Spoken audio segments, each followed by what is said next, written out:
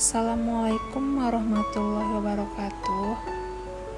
Sebelumnya perkenalkan, nama saya Diva Fikriyanti dengan NPM 208110117 semester 5 kelas E.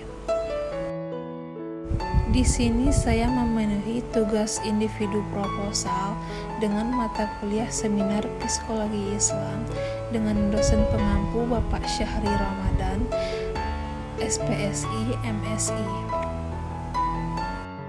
Baiklah, saya akan menjelaskan isi proposal saya yang berjudul Gambaran Sikap Toleransi pada Anak Pesantren. Baiklah, poin pertamanya yaitu latar belakang. Indonesia merupakan negara yang memiliki banyaknya suku, bangsa, budaya, agama, etnis yang menjadi cerminan Negara Kesatuan Republik Indonesia. Islam mengajarkan untuk bertoleransi umat beragama, adanya perbedaan di antara manusia, baik dari sisi etnis maupun perbedaan keyakinan dalam beragama merupakan fitrah dan sunatullah atau sudah menjadi ketetapan Tuhan. Tujuan toleransi adalah supaya di antara mereka saling mengenal dan berinteraksi. Toleransi pula menjadi satu ajaran penting yang dibawa dalam setiap risalah keagamaan, tidak terkecuali pada sistem teologi Islam. Menjaga kesatuan, persatuan bangsa, serta membangun kesejahteraan seluruh umat beragama merupakan salah satu tujuan hidup berbangsa dan bernegara.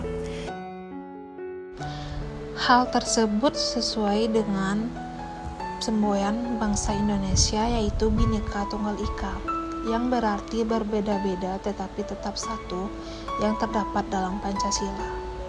Sedangkan toleransi di pondok pesantren yaitu bagaimana cara seseorang mampu memahami keadaan satu sama lain dengan banyaknya latar belakang suku budaya agar tetap memiliki nilai persatuan, juga untuk menghindari adanya pertentangan. Selanjutnya poin kedua yaitu rumusan masalah.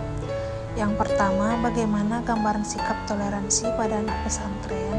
Yang kedua, nilai toleransi seperti apakah yang dibinakan oleh pondok pesantren.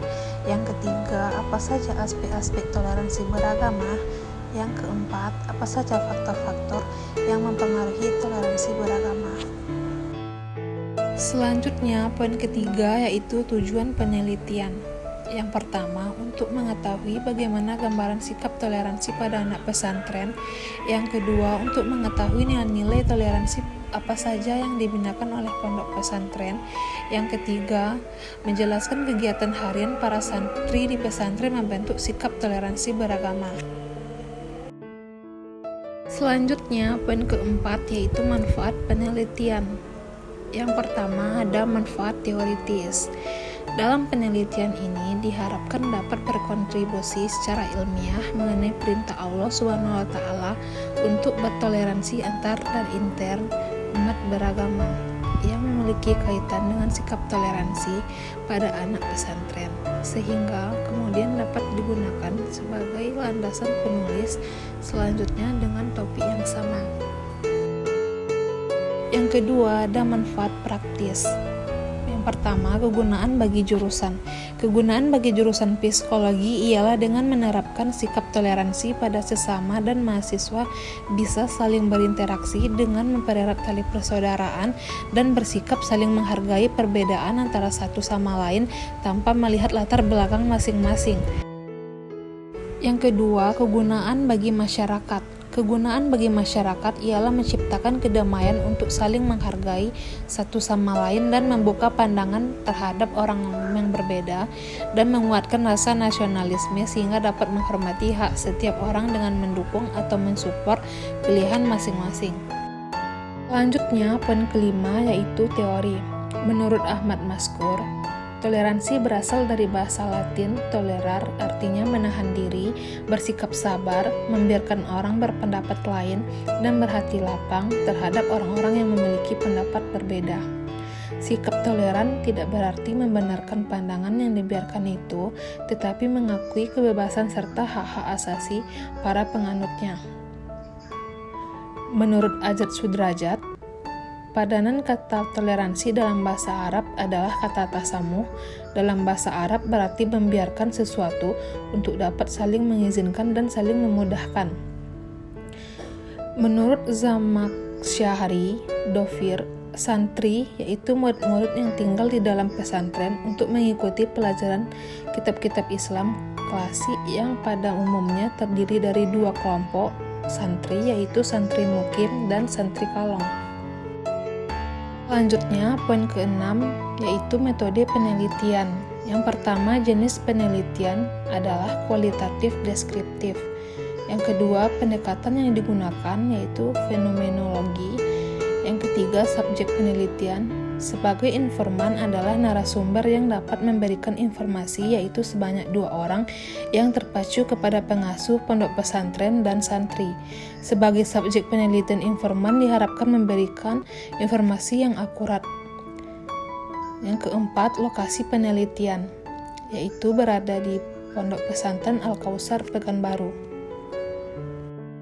Selanjutnya, poin ke-7 yaitu teknik pengumpulan data. Adapun teknik pengumpulan data yang digunakan dalam penelitian ini adalah sebagai berikut. Yang pertama, wawancara. Memberikan pertanyaan-pertanyaan kepada pengasuh dan santri sebagai informan. Yang kedua, observasi.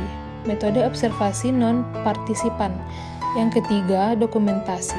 Berupa catatan-catatan dan dokumen lain, rekaman dan foto-foto secara langsung ketika melakukan wawancara. Selanjutnya, poin ke-8 yaitu teknik analisis data. Menurut Miles dan Huberman dalam buku Sugiono, analisis data dalam penelitian kualitatif yaitu pertama, reduksi data.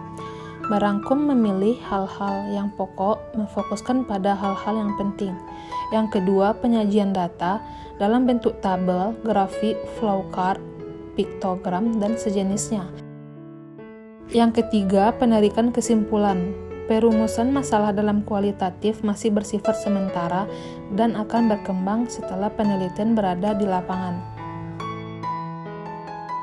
Selanjutnya, poin ke-9 yaitu pola pengkajian penelitian Islam. Mengembangkan ilmu pengetahuan tentang jiwa manusia yang dasar-dasarnya diangkat dari pandangan dunia Islam. Teori psikologi Islam yang dipakai ialah toleransi atau tasamuh, karena melahirkan sifat manusia untuk saling menghargai dan tenggang rasa sesama umat manusia. Sekian video presentasi dari saya. Apabila ada kesalahan, mohon dimaafkan. Assalamualaikum warahmatullahi wabarakatuh.